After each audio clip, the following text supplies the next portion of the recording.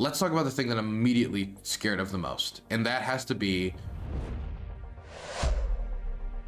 Turkish-backed assaults on the SDF, the Syrian Democratic Forces, which is largely made up of the YPG and the YPJ, which is seen as an offshoot of the PKK, the Kurdistan Workers' Party in Turkey, by the Turks, and therefore they see them as a direct threat to them because they see the Kurdistan Workers' Party as a terrorist organization, and since the YPG has deep ties to them, they view them as a terrorist organization as well.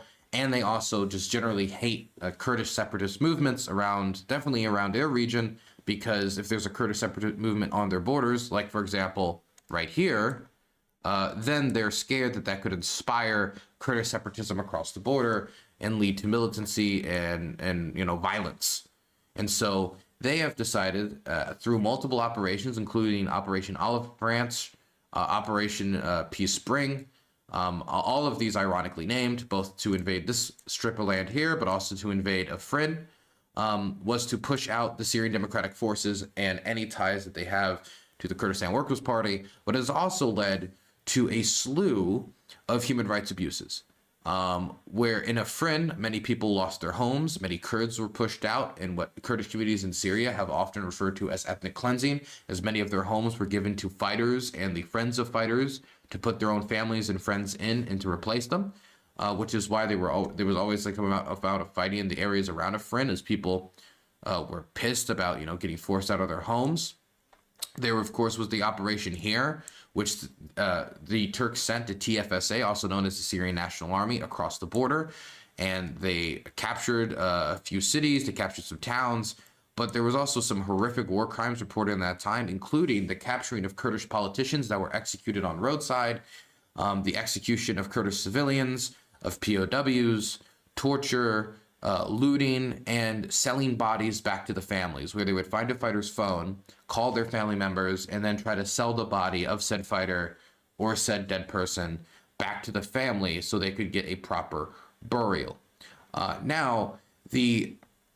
This army, the SNA, the Syrian National Army, which is separate from Hayat al-Sham and other factions of the Free Syrian Army, and I do want to throw that out there, I do want to put out that distinction, did an assault against Manbij. And we talked about this last show on how the one area that really concerns me right now is the city and it falling and what could happen if it fell because of the SNA's human rights record, and it's fallen.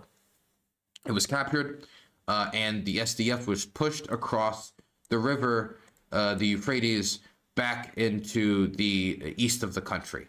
Now, this area does not just have Kurds, it also has a lot of Arabs too, and a lot of those Arabs were not particularly appreciative of the administration, and that could be one reason that undercut their support. But I think the biggest thing at the end of the day was that every time that the SNA would run into problems, they'd be reinforced with more supplies and more munitions by the Turks, and then the Turks would just directly militarily intervene anytime it got too hard, where they would get their artillery guns on the border, they'd get their fighter jets, they'd load them with bombs, and they would bomb the SDF to make up any difference. And by doing that, they were able to take Manbij, and it has been not great when it comes to human rights. Here is an example of some female security forces. So these are some female soldiers. Now, the SDF is different than many other military groups in Syria for the fact that it allows women to fight. But due to that reason, many of these fighters, as women, when they're captured, they're treated horribly, either executed, raped, beaten, or hurt, which has been done by the Syrian National Army on multiple occasions, as is well documented.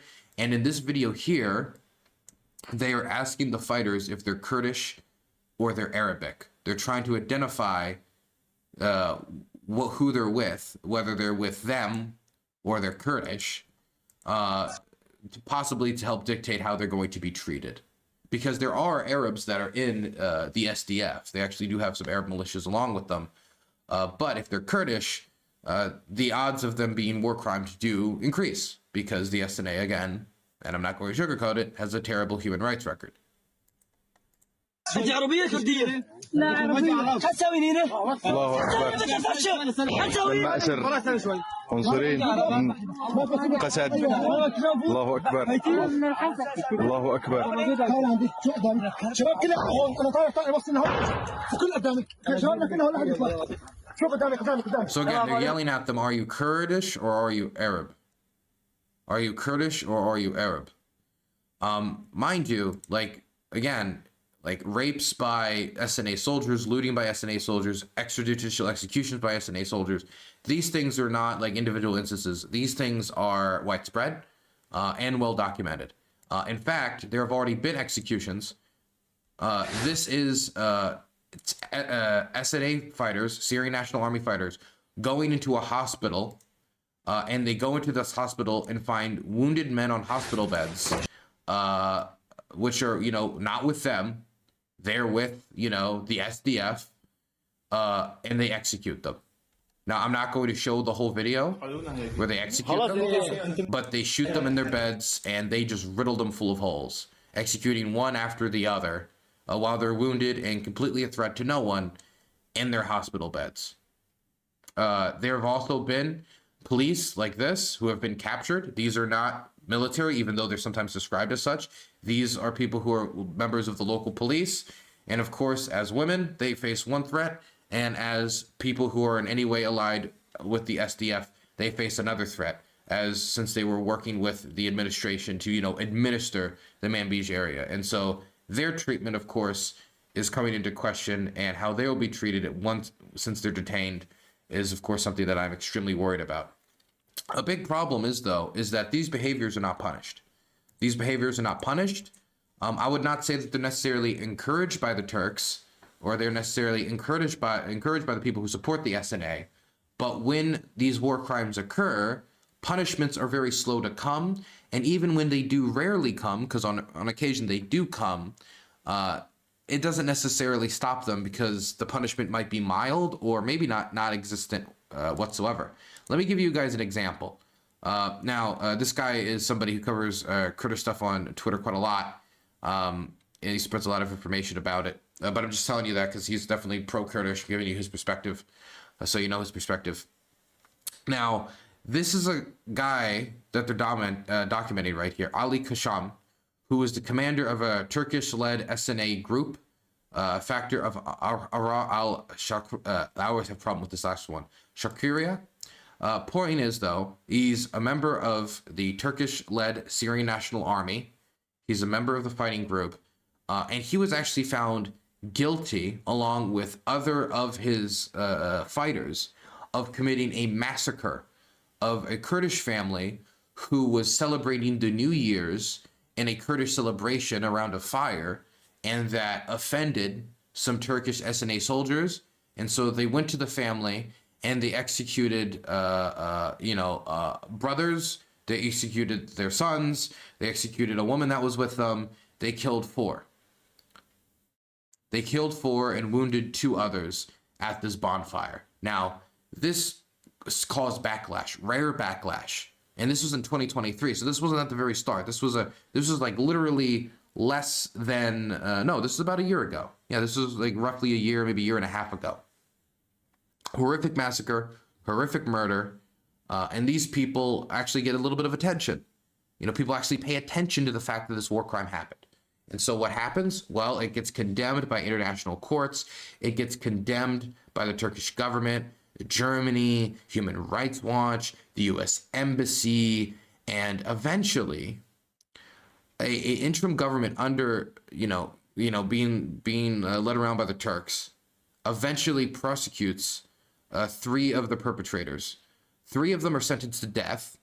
And the person we're talking about here, Ali al-Kasham, he was sentenced to 3 years in prison. Mind you, he was sentenced to 3 years in prison a year ago. Right? So why is it that he is now free, walking along the streets with fighters and guns, commanding them again to attack the Kurds? Why is he out of prison? How long was he in prison? Did he really go into prison to begin with? And are the other perpetrators of this crime also not in prison? Or were they executed? What happened? What happened? Why is this guy not in prison? And this is the thing that scares me. It is not just the fact that these types of war crimes happen, is that there seems to be no accountability, and Erdogan and the Turks seem to have no desire right now to bring about accountability. And now with increased leverage against the United States, because they need, Turkey's support for Ukraine diplomatically and possibly in some instances militarily, is really important for keeping pressure on the Russians. And so that is leverage that the Turks have now. And I think Biden is possibly scared to really piss them off in Syria. And that's maybe holding his hand back a little bit more than would otherwise.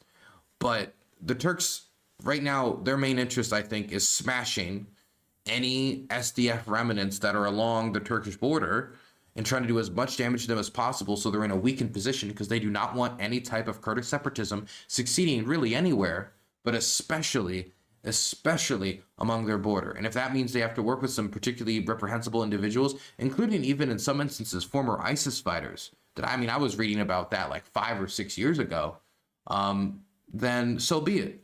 As long as they can achieve their objective of fighting a PKK offshoot. And this is extending to even like historical battles against ISIS.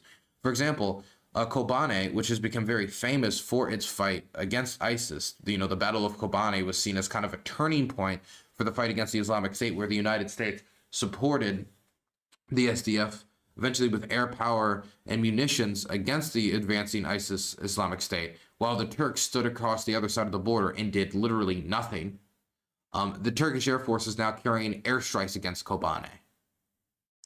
And so that also leads me to believe that, the operation's not going to end with Manbij, and that the operation will spread outside of Manbij, and that they're going to try to capture Kobane, where a lot of SDF fighters bled and died to defend the city against ISIS, to try to take it over, including by jihadists who will engage in many of the same behavior that ISIS engaged in, as they have before. It's really horrific. And it's the one thing in Syria that is definitely unsettling me the most about what can still happen and what's horrific. And look, the SDF have already pulled out of Deir ez-Zor after capturing it. The SDF have already been pushed out of Manbij. If the United States' goal was to allow the Kurds to retain some leverage from negotiations, what does that mean anymore? Because if the Kurds are going to keep getting pushed out of Kurdish communities, what communities will there be left to defend?